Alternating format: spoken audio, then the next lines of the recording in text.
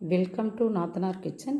இன்றைக்கி அதிக சத்துக்கள் நிறைந்த சுவையான கவுனி அரிசி ரெசிபி தான் பண்ண போகிறோம். அதுக்கு முன்னாடி ஃபஸ்ட் டைம் நம்மளோட சேனலை பார்க்குறவங்க சப்ஸ்கிரைப் பண்ணிக்கோங்க. அப்படியே பக்கத்தில் உள்ள பெல் ஐக்கானை கிளிக் பண்ணுங்கள். ஆல் ஆப்ஷன் பட்டனை ப்ரெஸ் பண்ணிக்கோங்க. அப்போ தான் நாம் போடுற வீடியோக்கு உங்களுக்கு உடனே நோட்டிஃபிகேஷனாக வரும். தொடர்ந்து நம்ம சேனலுக்கு சப்போர்ட் பண்ணுங்கள். வாங்க இப்போ தேவையான பொருட்களை பார்க்கலாம். இப்போ கவுனி அரிசி பண்ண போகிறோம். நான் கருப்பு கவுனி தான் எடுத்திருக்கேன். இதில் அதிக சத்துக்கள் நிறைந்த ஒரு ரைஸ். இது ஆல்ரெடி நான் நிறையா நம்ம ரெசிபி போடையில் சொல்லியிருக்கேன்.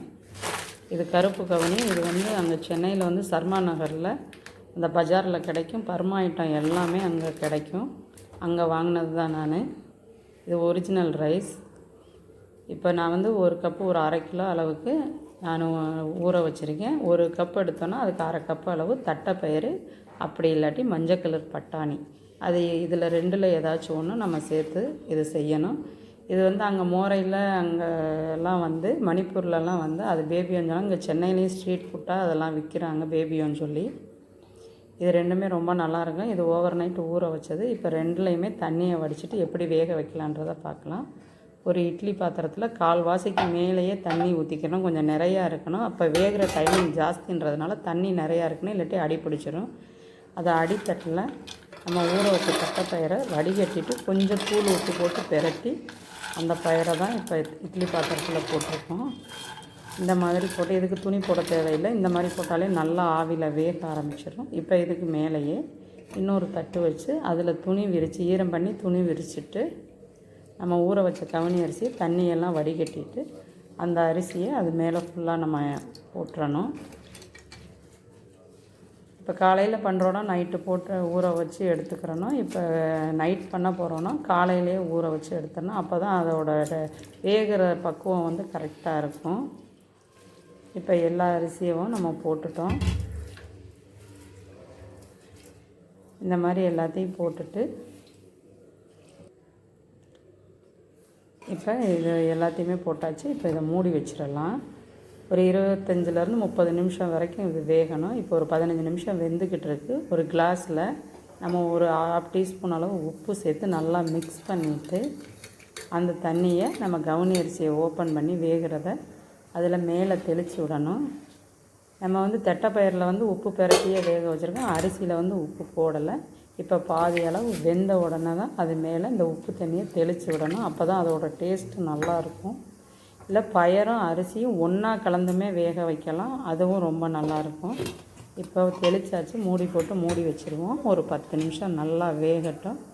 வெந்ததும் நம்ம ஓப்பன் பண்ணி பார்க்கலாம். இப்போ ஒரு 25 நிமிஷம் இப்போ ஒரு 10 நிமிஷம் ஆயிடுச்சு. ஒரு ஓப்பன் பண்ணி பார்க்கலாம். இப்போ அரிசி நல்லாவே வெந்திருக்கு. அந்த அரிசி பார்த்தோன்னா நல்லா விரிஞ்சு நல்லா வெந்திருக்கு. நம்ம தொட்டு பார்க்கையில் அது நல்லா வெந்திருக்கு. இந்த அரிசியில் ஒரு பிசுபிசுப்பு தன்மை இருக்கும். சவக்குன்னு தான் இருக்கும். சாப்பிட இது ரொம்பவே டேஸ்ட்டாக இருக்கும். இந்த ரைஸ் இங்கே மதுரையில் வாங்கினது கூட அந்த அளவுக்கு இல்லை. அங்கே சென்னையில் வாங்குறது அந்த பர்மா ஃபுட்டு ஐட்டங்க விற்கிற கடையிலேயே வாங்கினது. அதனால் ஒரிஜினல் ரைஸாக இருந்துச்சு. இது ரொம்பவே நல்லா டேஸ்ட்டாகவும் இருந்தது. இப்போ வெந்துருச்சு. இப்போ இதை எடுத்துடலாம்.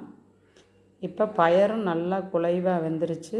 இப்படி நம்ம அமைக்கி பார்த்தோன்னா நல்லா மசிஞ்சு வரணும். இந்த அளவுக்கு வெந்தால் தான் அதோட டேஸ்ட்டு ரொம்பவே நல்லாயிருக்கும்.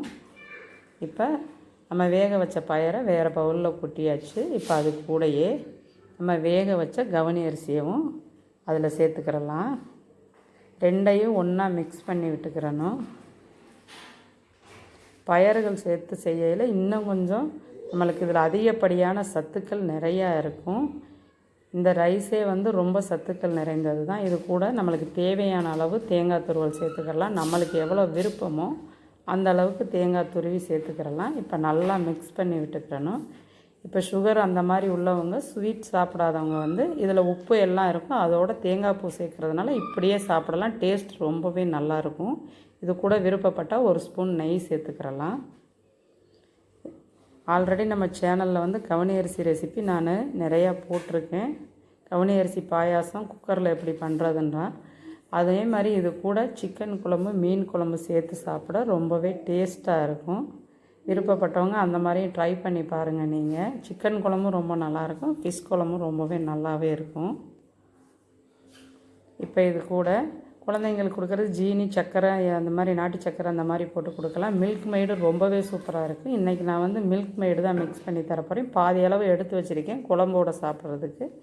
பாதியை வந்து மில்க் மெய்டு கலந்து பசங்களுக்கு கொடுக்க போகிறேன்.